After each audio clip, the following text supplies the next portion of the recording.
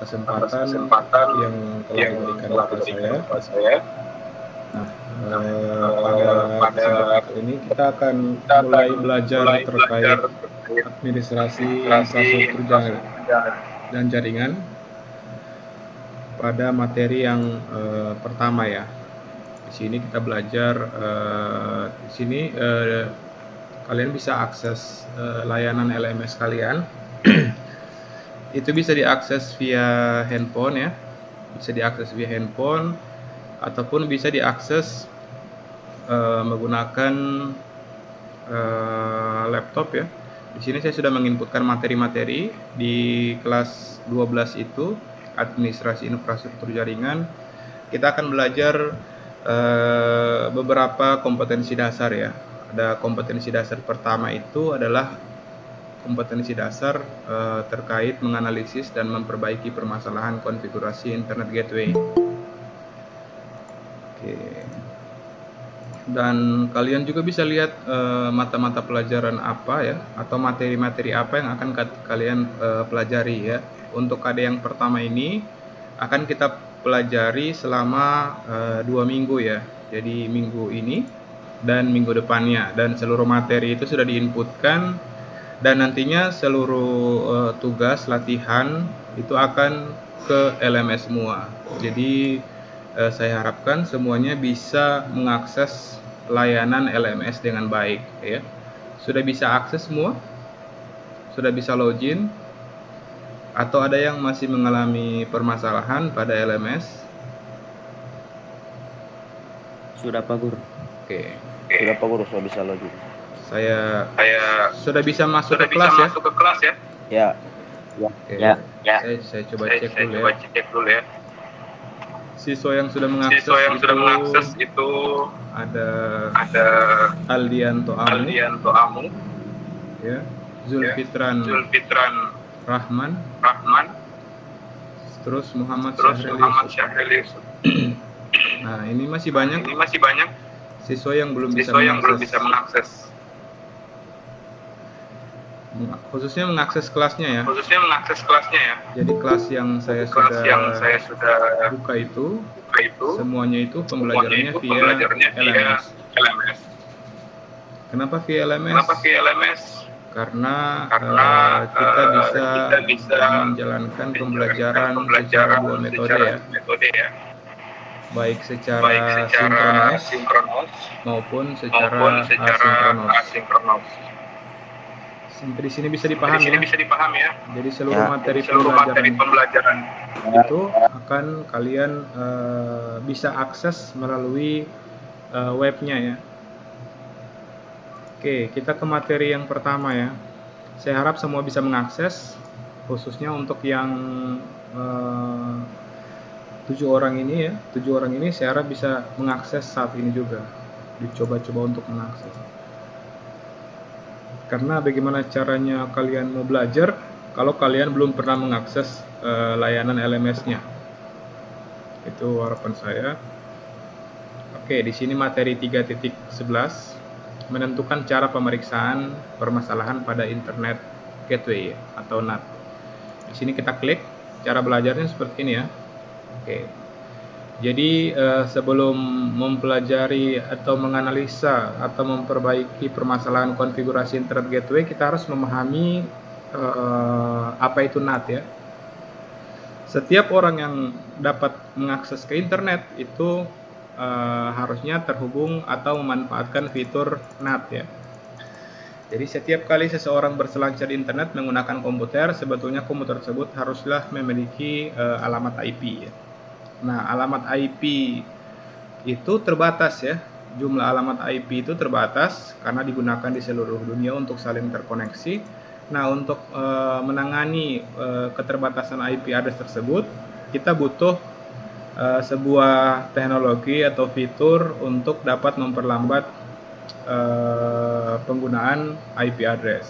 Nah, maka dari itu lahirlah konsep NAT ya, atau Network Address Translation. Kira-kira seperti ini ya. Kalau kita di rumah punya jaringan WiFi, ya harusnya kita terhubung dengan WiFi kita. Nantinya WiFi kita itu akan berfungsi sebagai NAT dan dia akan terhubung ke router provider atau gateway provider. Nantinya gateway provider tersebut juga akan berfungsi sebagai NAT dan dia akan menghubungkan wireless access point kita dan handphone atau perangkat komputer kita ke internet. Kira-kira seperti itu ya. Secara umum NAT dapat didefinisikan sebagai sebuah sistem yang menggabungkan lebih dari satu komputer untuk dihubungkan ke jaringan internet hanya dengan menggunakan satu IP ya. Kita bisa lihat di sini ada beberapa komputer, ada 3 komputer atau lebih. Nah, untuk terhubung ke internet, ketiga komputer ini tidak perlu hanya membutuhkan satu alamat IP ya, atau hanya diwakili oleh satu alamat IP untuk bisa terhubung ke internet. Oke, kira-kira konsep NAT-nya seperti itu. Jadi beberapa IP dapat diwakili ke dalam satu IP address. Oke, makanya namanya NAT, Network Address Translation. Oke, banyak yang berpendapat bahwa NAT atau Network Address Translation sebetulnya mirip dengan layanan proxy ya. Namun bedanya jika proxy server itu menyediakan mekanisme change.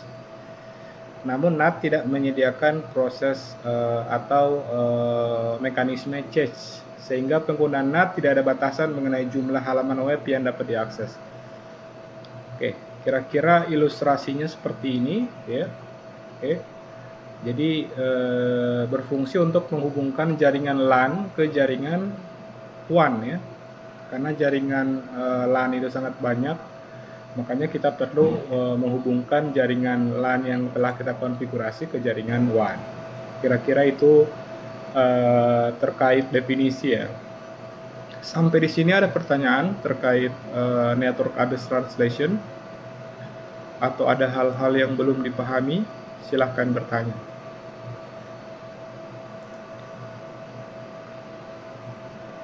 Bagaimana? Belum ada pertanyaan ya. Oke, kita ke materi yang kedua ya, ke jenis-jenis NAT pada teknologi jaringan komputer. Nah, NAT yang saya jelaskan tadi itu punya beberapa fungsi ya. Secara singkat ada 4 jenis NAT yang perlu kita ketahui, yaitu NAT dengan tipe statis, ya, dinamis, overloading, dan overlapping ya. Berikut adalah perbedaannya ya. Kira-kira kalau NAT statis itu IP konfigurasi IP address-nya itu akan 1:1 ya. Misalnya di network private itu punya IP address 192.168.0.1 itu akan ditranslasikan ke satu IP public ya, agar dapat terhubung ke internet. Jadi kalau ada 3 IP private itu harus kita juga memiliki 3 IP public. Fungsinya adalah agar bisa ditranslasikan dan dapat terkoneksi dengan internet. Kira-kira itu penggambarannya. Oke, kalau NAT dinamis berbeda dengan NAT statis. NAT dinamis bekerja dengan mendaftarkan beberapa komputer ke dalam suatu kelompok dengan alamat IP atau list IP tertentu ya. Jadi dia akan punya daftar ya. Keuntungan menggunakan NAT dinamis ini tentunya lebih aman karena penelusurannya itu berdasarkan IP pool yang ada ya, tidak statis ya. Kalau tadi kan alamat IP ini akan secara permanen menggunakan alamat IP public yang ini untuk terhubung dengan internet. Perlu kalian ketahui bahwa syarat kita untuk terhubung ke internet adalah kita harus punya IP public. Sama halnya kalian sekarang kalau connect ke data ya, menggunakan data itu kalian menggunakan IP public dari provider yang kalian gunakan. Ataupun yang menggunakan IP IndiHome ya, atau yang menggunakan provider lainnya, itu kalian akan terkoneksi dengan satu alamat IP public. Atau IP address kalian itu tidak akan terbaca secara online. Nah, berbeda dengan NAT dinamis, si router akan memiliki pool address ya. Pool address itu adalah alamat IP public yang dapat digunakan ya secara acak. Jadi ketika 192.168.0.1 ingin ke internet, maka dia akan mendapatkan alamat IP secara acak ya. secara acak antara 210, 211, 212 atau 213 ya. Kira-kira seperti itu. Oke, selanjutnya adalah NAT overloading. Memungkinkan lebih dari satu klien terhubung menuju satu alamat IP public. Jadi kalau ini 1:1 ya. Kalau overloading itu satu IP public akan digunakan oleh ketiga komputer. Jadi si router itu tidak perlu menyediakan banyak IP. Cukup satu IP public saja. Nah, overloading NAT ini banyak digunakan di router-router ya, di perangkat-perangkat modem WiFi yang ada di rumah-rumah ya. Kalau rumah yang berlangganan IndiHome itu kebanyakan pakai NAT overloading. Nah, selanjutnya NAT overlapping, bentuk NAT yang melakukan penerjemahan dua arah ya, terutama jika terdapat nomor IP yang sama antara alamat IP public dan alamat IP lokal, sehingga tidak terjadi konflik ya. Jadi kalau yang tadi NAT dinamis itu IP lokalnya juga akan bersifat dinamis ya, antara IP public dan IP lokalnya juga akan bersifat dinamis ya. Kira-kira itu adalah 4 jenis NAT yang ada. Kita ke materi selanjutnya, yaitu materi ketiga ya. Materi ketiga, dan kita akan coba menyaksikan videonya ya. Oke, kita ke fungsi dan cara kerja NAT. Oke, setelah mengenal pengertian dan variasi NAT yang ada, lalu sebenarnya apa fungsi dari NAT ya? Paling tidak ada beberapa fungsi NAT ya. Yang pertama, melakukan penghematan terhadap IP public. Jadi agar IP public itu tidak habis.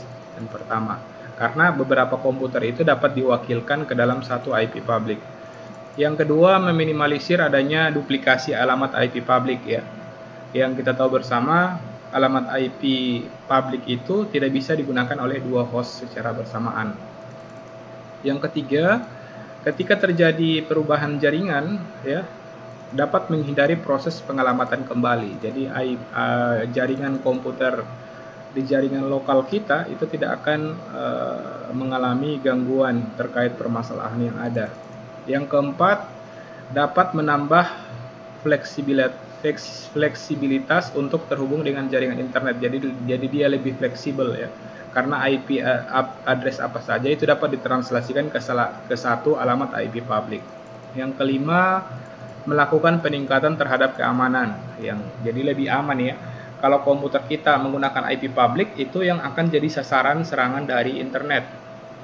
Kalau kita menggunakan alamat IP lokal, maka kita tidak akan bisa diakses atau diserang dari internet ya. Seperti yang kita ketahui, banyak serangan-serangan seperti virus, seperti DDoS dan lain sebagainya.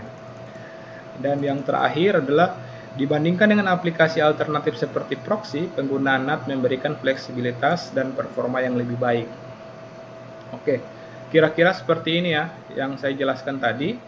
Terdapat banyak IP lokal, ada 10.002, 10.003, 10.0010 dan 10.0055 dan 99. Itu akan ditranslasikan ke satu alamat IP public. Dan ke seluruh komputer ini nantinya dapat mengakses internet meskipun mereka tidak menggunakan IP public. Kira-kira topologinya seperti ini ya. Sama halnya juga ketika menggunakan jaringan WiFi, ada berapa handphone yang terkonek, pastinya mereka akan didaftarkan menggunakan IP lokal oleh routernya, dan selanjutnya routernya akan berkomunikasi dengan jaringan internet menggunakan satu alamat IP public. Kira-kira seperti itu. Dan cara kerjanya saat menggunakan NAT seorang klien, kita dapat terhubung dengan internet melalui proses-proses berikut. Pertama-tama, NAT menerima permintaan dari klien berupa paket data yang ditujukan untuk sebuah server ya. Misalnya klien A itu akan merequest permintaan ke salah satu website, misalnya www.google.com atau www.smknegeri4gorontalo.sch.id. NAT kemudian mencatat alamat IP klien. Jadi si NAT ini akan mencatat alamat IP, lalu menyimpan ke dalam tabel translasi alamat. Dia akan simpan requestnya. Selanjutnya alamat IP komputer klien tersebut diubah NAT menjadi nomor IP public ya. Lalu NAT lah yang akan melakukan permintaan ke server. Jadi seluruh request atau seluruh permintaan dari klien itu akan diwakili oleh perangkat yang berfungsi sebagai NAT. Server kemudian merespon permintaan dari sudut pandang server. Jadi si server ini hanya akan mengenali satu komputer yang mengakses ya. Padahal di belakangnya itu ada banyak, ada ratusan, ada ribuan yang mengakses. Jadi server akan merespon permintaan dari sudut pandang server yang terlihat hanya alamat IP NAT, bukan alamat IP klien. Jadi si server Facebook atau server Google tersebut akan melihat bahwa yang mengakses ini hanya satu komputer ya. Padahal di belakang NAT itu ada banyak sekali komputer yang ingin mengakses. Selanjutnya NAT menerima respon dari server, lalu melanjutkannya dengan mengirimkan ke alamat IP klien yang bersangkutan. Dan yang terakhir, keempat tahapan tersebut terjadi berulang-ulang sehingga walaupun klien tidak memiliki alamat IP public, namun tetap dapat mengakses internet ya. Oke, kita ke video. Saya harapkan bisa memperhatikan ya video yang ada. Kira-kira ini visualisasinya. NAT stands for Network Address Translation, and this is a service that is used in routers. And its purpose is to translate a set of IP addresses to another set of IP addresses. And the reason for having the NAT service is to help preserve the limited amount of IP version 4 public IP addresses that we have available around the world. When the IP version 4 address was created, engineers didn't realize how big the internet would become. Because even though there were over 4 billion IP version 4 addresses available, the engineers thought that that would be enough. But obviously they were wrong. So in order to prevent a shortage of public IP version 4 addresses, engineers developed private IP addresses and network address translation. Now there are two different types of IP version 4 addresses. There's public and there is private. Public IP addresses are publicly registered on the internet. You have to have a public IP address if you want to go on the internet. And there are approximately 4 billion public IP addresses available, so they are limited. Now private IP addresses are different. Private IP addresses are not publicly registered, so you cannot directly access the internet with a private IP. Private IP addresses are only used internally, such as inside a home or business. They are not used out on the public internet, and your router is what assigns your internal devices a private IP. So for example, most homes and businesses are not going to have just one device that needs internet access. Chances are that they are going to have multiple devices that need access to the internet. So those devices need a public IP address if they want to access the internet. Now you could contact your internet service provider and ask them for these additional public IP addresses for all of your devices, but that's going to be more expensive, unnecessary, and more importantly, it would also be a waste of public IP addresses. And let's face it, if every device in the world had their own public IP address, we would have ran out of public IP addresses already. So instead, we can have our router assign the devices inside our home or business private IP addresses. And when our devices need to access the internet, their private IP address will be translated by NAT in the router to the one public IP address that we have been given. So again, this is what NAT does. It translates a set of IP addresses to another set of IP addresses. So not only does it translate private to public, but it also translates public to private. Because if a computer out on the internet wants to communicate with a computer on this private network, then the public IP address needs to be translated by NAT to the private IP address for that computer. Now, in the future, we won't need NAT or private IP addresses. And this is because of the new generation of an IP address called IP version 6. With IP version 6, every single device. Oke, bisa diperhatikan ya. Tadi ada video yang menjelaskan secara detail bagaimana IP address bekerja. Secara umum kita mengenal terdapat perangkat ya yang namanya router. Ini sudah dipelajari di kelas 11. Jadi ada perangkat yang bernama router yang fungsinya untuk mentranslasikan antara IP private dan IP ke IP public ataupun sebaliknya dari IP public ke IP private ya.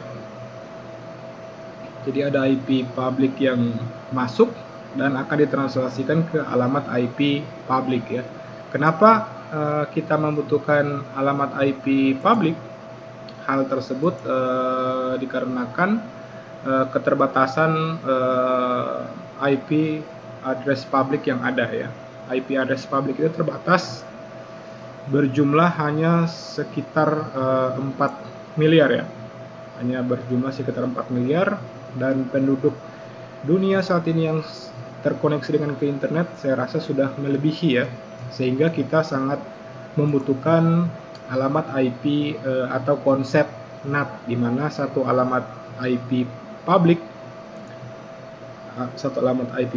akan digunakan oleh banyak alamat IP private ya. Jadi engineer itu yang menciptakan alamat IP atau IP versi 4 itu mereka salah karena mereka menganggap bahwa internet itu tidak akan berkembang sebesar ini. Makanya mereka menciptakan konsep yang kita kenal dengan NAT. Oke. Kita bisa lihat ya, two different tipe IP address, ada IP public dan ada IP private. Kalau IP public itu yang tercatat atau yang terdaftar. Setiap kita itu membutuhkan alamat IP public untuk dapat terhubung ke internet. Oke, IP private adalah tidak terdaftar secara publik, tidak dapat mengakses secara langsung ya. Kita membutuhkan perangkat router untuk dapat mengakses internet. Hanya dapat digunakan secara internal saja ya. Nah, kita bisa lihat di sini simulasinya ketika ada beberapa komputer, mereka akan diwakili menggunakan satu perangkat router yang berfungsi sebagai NAT untuk dapat mengakses internet. Ya.